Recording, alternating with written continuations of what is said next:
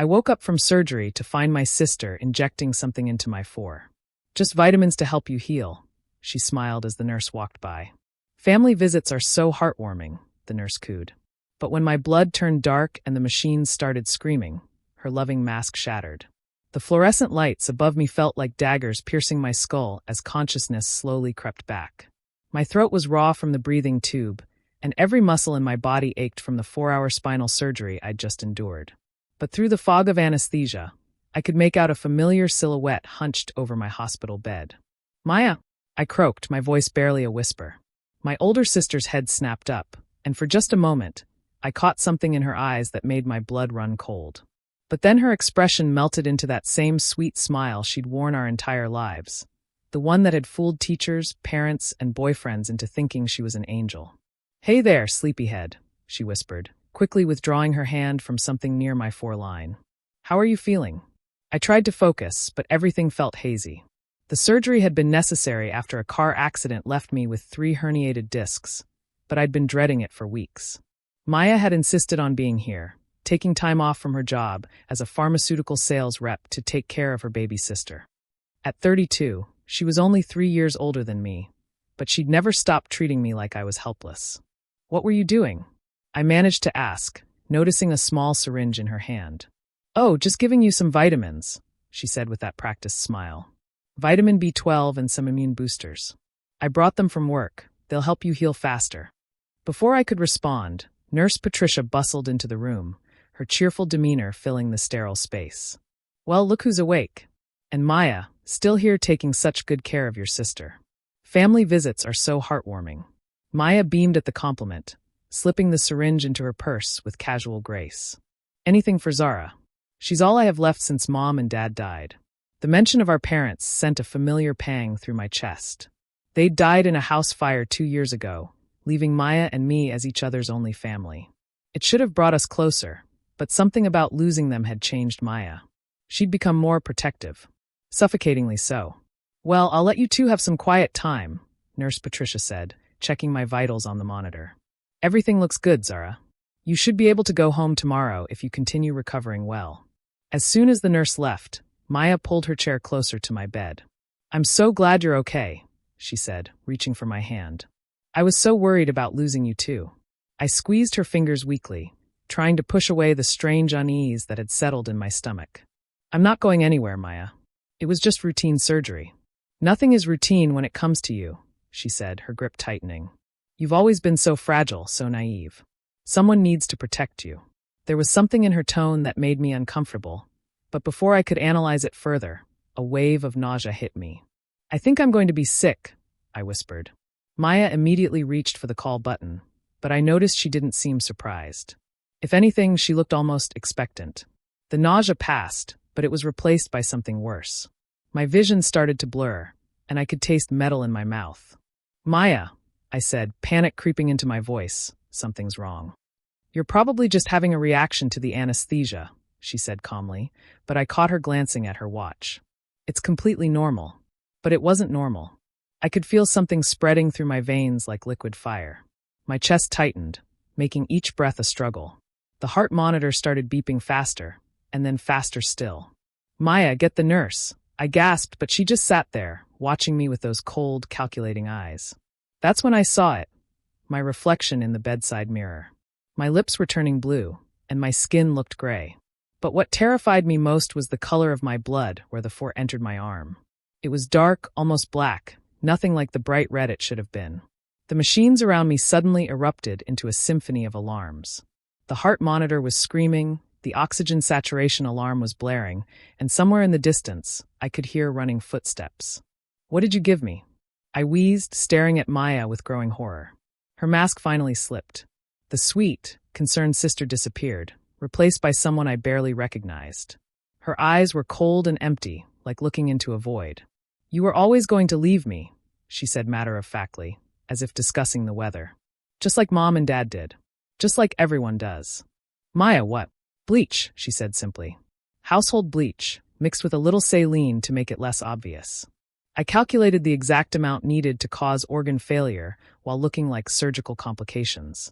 My world tilted on its axis. "You're insane." "I'm practical," she corrected. I've been taking care of you our whole lives, Sarah. Making sure you didn't get into trouble, keeping you safe from bad boyfriends, even sabotaging that job interview in Seattle so you wouldn't move away. But you never appreciated it. You kept trying to become independent, to leave me behind. The room was filling with medical staff now, but their voices sounded distant and underwater. Nurse Patricia was shouting orders while someone else was checking my vitals and preparing emergency medications. The fire, I gasped, understanding hitting me like a physical blow. Mom and Dad. Maya's smile was almost proud. They were going to convince you to move in with them after your divorce. Said I was too controlling, and that you needed space to find yourself. I couldn't let that happen. You killed them. I protected us, she corrected. Just like I'm protecting us now. If I can't have you, no one can. We'll be together forever, just like we always should have been. Dr. Henderson burst into the room, taking one look at my condition and barking orders. Get me activated charcoal, start her on oxygen, and prep for emergency dialysis. What happened here? She was fine, Maya said, switching back to her concerned sister act so seamlessly it was terrifying. She just suddenly got sick. I don't understand what's happening. But I understood everything now. Maya hadn't just been protective. She'd been systematically isolating me, controlling every aspect of my life. The mysterious food poisoning that kept me from moving to Seattle. The car accident that had seemed so random but now felt orchestrated. Even my divorce, she'd been the one feeding my ex-husband lies about my instability. Bleach. I managed to gasp to Dr. Henderson.